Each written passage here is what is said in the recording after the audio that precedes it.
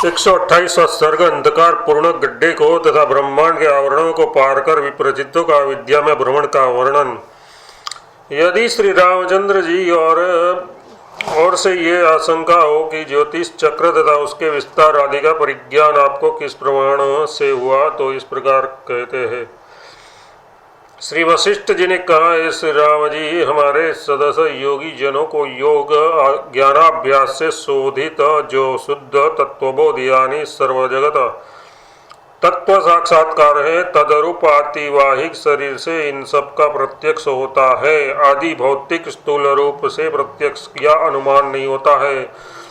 ये जो मैंने लोकालोक ज्योतिष चक्र आदि का अवयव संगठन आपसे कहा, वह स्वयं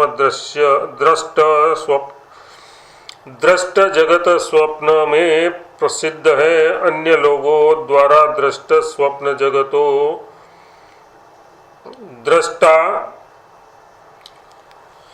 अन्य लोगों द्वारा दृष्ट जगत स्वप्नों में प्रसिद्ध मैंने नहीं कहा। अनन्याय ब्रह्मांडतरों के जगत स्वप्नों में भी ऐसी ही स्वतः स्थिति अवयव संगठना है और कहीं पर इससे विलक्षण भी है। यदि श्री राम जी कहे कि यदि अनन्याय ब्रह्मांडों का स्वरूप गठन विलक्षण है, तो उसे भी कहने की कृपा कीजिए। इस पर कहते हैं, अनन्याय जगत स्वप्नों के अवयव संगठन के वर्णन से यहाँ क्या प्रयोजन है। बुद्धिमान पुरुषों को उपयोगी बातों से सिवा और बातें नहीं रचती। हे पंडित जन लोगों, उस उत्सर्ग से सब ब्रह्मांडों के मध्य में सब द्वीप और सागरों की उत्तर दिशा में मेरु पर्वत है, लोकालोक पर्वत दक्षिण दिशा में है। इस प्रकार समस्त भूत समूह के विषय में जिनकी जिज्ञासा है उसका अनुमान हो। जो अवान्तर विषय है उसका वहाँ के रहने वाले लोग ही प्रत्यक्ष करते हैं, यहाँ के रहने वाले को उनका प्रत्यक्ष नहीं होता, ऐसा कहते हैं। वहाँ पर जो और जगत ब्रह्म है उसका वहाँ के निवासियों को प्रत्यक्ष होता है। उस तरह की अपनी अवयव रचना से शोभित होने वाले वे हम लोगों के प्रत्यक्ष के विषय नहीं है। सब द्वीप और सागरों के उत्तर में मेरु पर्वत है और दक्षिण में लोकालोक पर्वत है, ऐसा निश्चित 7 द्वीपों में रहने वाले का ही है। ब्रह्मांड से बाहर रहने वालों का ऐसा निश्चय नहीं है। हे श्री रामचंद्र जी, अब आप प्रस्तुत विषय को सुनिए। ब्रह्मांड के 2 खप्पर जिनका कि विस्तार पूर्वक 1 अरब योजन है, उनसे बाहर 10 गुणा जलावरण स्थित है। वे ब्रह्मांड के खप्पर ही पार्थिव भाग होने से अपनी आकर्षण शक्ति से जल को ऐसे ही नित्य धारण करते हैं जैसे कि तृण चुंबक मणि अपनी आकर्षण शक्ति के स्वभाव से तृणों को धारण करती है, अथवा जैसे कल्पवृक्ष अर्थियों से वांछित रत्नों को धारण करता है। तब तो मेघों से गिरे हुए जलबिंदु, ओले आदि समुद्र नदी आदि में नहीं गिरते, कारण कि जल में आकर्षण शक्ति का अभाव है, किंतु दूर से भी तीर भूमि में आकर वही गिरेंगे। ऐसी आशंका होने पर कहते हैं, जैसे कल्पवृक्ष रत्नों का आधार है, वैसे ही सदा सभी पदार्थों का आश्रय पार्थिव भाग ही है। इसलिए ये जलवृष्टि आदि पृथ्वी पर प्रचुर मात्रा में गिरते हैं। पूर्वोक्त ब्रह्मांड के आवरणभूत जल के बाहर जल से 10 गुणा आकाश है। 10 गुणा आकाश के समान देदीप्यमान ईंधन शून्य तेज स्थित है। ब्रह्मांड आवरणभूत तेज से बाहर 10 गुणा विस्तार युक्त वायु स्थित है। वायु से बाहर 10 गुणा निर्मल आकाश स्थित है। इसके बाद परम शांत असीम ब्रह्माकाश अविद्या सबलित ब्रह्माकाश है। वह अविनाशी न प्रकाश है और न अंधकार है। महाविज्ञान घन सुसुप्ति तुल्य है। आदि मध्य और अंत से जन्म स्थिति और विनाश से शून्य महाचित्त नाम वाले सर्वात्मक लोहघन के समान छिद्र शून्य निर्वाण रूप उस ब्रह्माकाश में दूर दूर वैसे करोड़ों ब्रह्मांड बार बार उत्पन्न होते हैं और विलीन होते हैं। वह कौन कारण है जो करोड़ों ब्रह्मांडों को विकसित करता है। इस प्रश्न पर कहते हैं, कचन रूपी सम ब्रह्मांड में करोड़ों ब्रह्मांडों को विकसित करने वाला कोई भी नहीं है, किंतु कचन स्वभाव अब्रह्म ही अपने में अविद्यावश तादस रूप से स्थित है। प्रश्नों के उत्तर का उपसंहार कर अब प्रस्तुत विषय सुनाते हैं। हे श्री रामचंद्र जी, ये दृश्यानुभव क्रम आदि से अंत तक सारा का सारा मैंने आपसे कहा।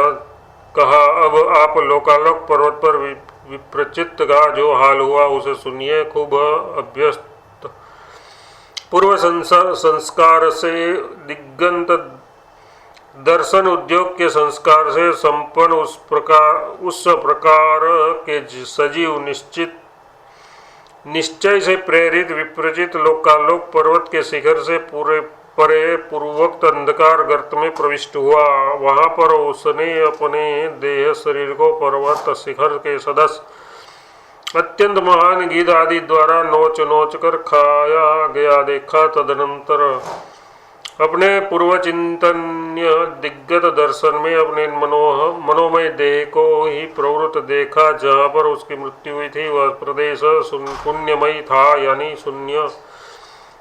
यानी स्थूल देह के विषय संस्कार के उद्बोधक 4 प्रकार के प्राणी समूह से शून्य था। उस देश की महिमा से निर्मल आशय वाले विप्रचित को अतिवाहिक शरीर में अधिभौतिकता की प्रतीति नहीं हुई, अर्थात उसे अतिवाहिकता का स्मरण नहीं हुआ।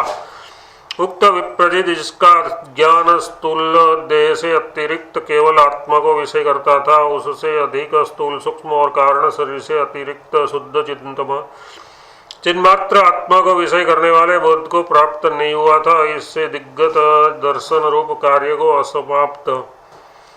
असमाप्त समझकर गमन स्वभाव के अनुकूल हुआ, यानी दिग्गत दर्शन रूप कार्य से विरक्त नहीं हुआ। देह विहीन चित्त बाहर कैसे जाता है? देह के बिना चित्त का बाहर संचार स्वीकार करने पर भी पहले विप्रजित की देवता के शरीर से भी आकाश मार्ग में अप्रतिहत गति रही।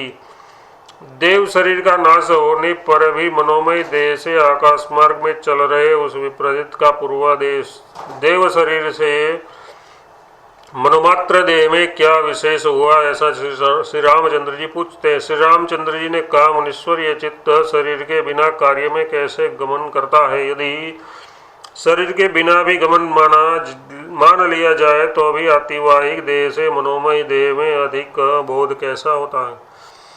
श्री वशिष्ठ जी उक्त प्रश्नों में से प्रथम प्रश्न का उत्तर देते हैं। जैसे अंतःपुर में निवास करने वाले का ये मन संकल्प रूपी पथिक के रूप में बाहर गमन करता है, वैसे ही इसका मन बाहर प्रसुप्त हुआ। भाव यह है कि संकल्प को मार्ग गमन में देह की अपेक्षा नहीं होती है। भ्रांति में, स्वप्न में, मनोरथ में, मिथ्या ज्ञान में तथा औपन्यासिक कथाओं के श्रवण में जैसे मन का संचार होता है, वैसे ही उन मन का प्रसार हुआ। दूसरे प्रश्न का उत्तर देते हैं, जिस शरीर में भ्रम, स्वप्न, मनोराज्य आदि का प्रसार होता है वह शरीर अतिवाहिक है। उस अतिवाहिक देह में ही कालवश अतिवाहिकता के विस्मरण से आपकी आधि भौतिकता बुद्धि उत्पन्न होती है। अब कब आदि भौतिकता की निवृत्ति से अतिवाहिकता का शेष होता है? इस प्रश्न पर कहते हैं, विचार से सर्प रज्जु भ्रांति के तुल्य यह आदि भौतिक शरीर जब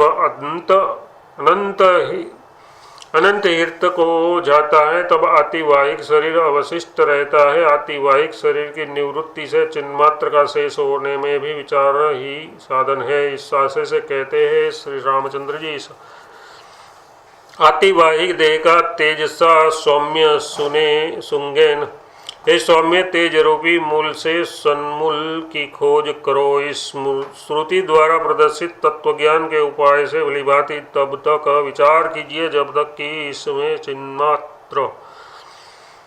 चिन्मात्र से अतिरिक्त कुछ नहीं है यह प्रतीति न हो। निर्विक्षय चिन्मात्र प्रसिद्ध का तो पहले अनेक बार वारण किया ही जा चुका है। इस आशय से पहले अनेक बार उक्त आधे श्लोक को पुनः कहते हैं। एक देश से दूसरे देश की प्राप्ति होने में मध्य में जो संवित का शरीर है एक रूप असीम इस चिन्मात्र का वह रूप प्रसिद्ध ही है।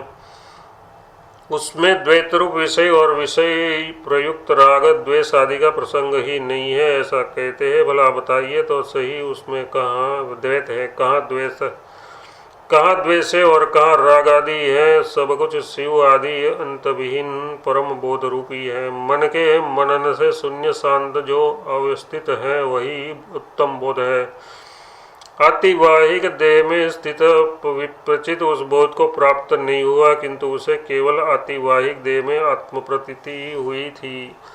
अतः एवं उसने अपने मन को आगे चलते हुए देखा। आतिवाहिक देह से उसने गर्भवास के तुल्य अंधकार देखा। तम के अंत में उसने ब्रह्मांड खप्पर रूप भूमि के खंड को दो खप्परों के संपुट भागों के सन्निभूत भूखंड को पाया, जो वज्र के समान दृढ़ सुवर्णमय और करोड़ों योजन विस्तीर्ण था। उसके अंत में उसे उस भूखंड से 8 गुना जल मिला। वह द्वीप के अंत में ब्रह्मांड खप्पर भूमि के ही समांतर से सागर के पुष्ट के समान स्थिर था। जल का निराधार रहना संभव नहीं है, अतः वह ब्रह्मांड कपाल खंड का आलंबन कर उसी के समान विभक्त होकर स्थित था। वह भाव है। उक्त जल को लांघकर उसके बाद वह सूर्यों के समूह की नाई भीषण प्रलयाग्नि की घनघोर ज्वालाओं के पिंडीभूत कोटर के समान चमकीले तेज को प्राप्त हुआ। आशय यह है कि तेजस आदि आवरणों को जल की तरह आधार की अपेक्षा नहीं है, इसलिए संधि का विभाग न होने से पिंड कोटर के तुल्य दीप्यमान यह कथन है। तेजस आवरण में भ्रमण कर रहे उस विप्रचित्ति ने दाह शोक आदि से मुक्त मनोमयी देह से अपने उत्तरवर्ती वायुरूप आवरण में गमन जाना। उसका उक्त गमन प्रायः स्वप्न की कल्पना के तुल्य रहा, वास्तविक नहीं रहा। ये बुबुधे पद का तात्पर्य बतलाते हैं।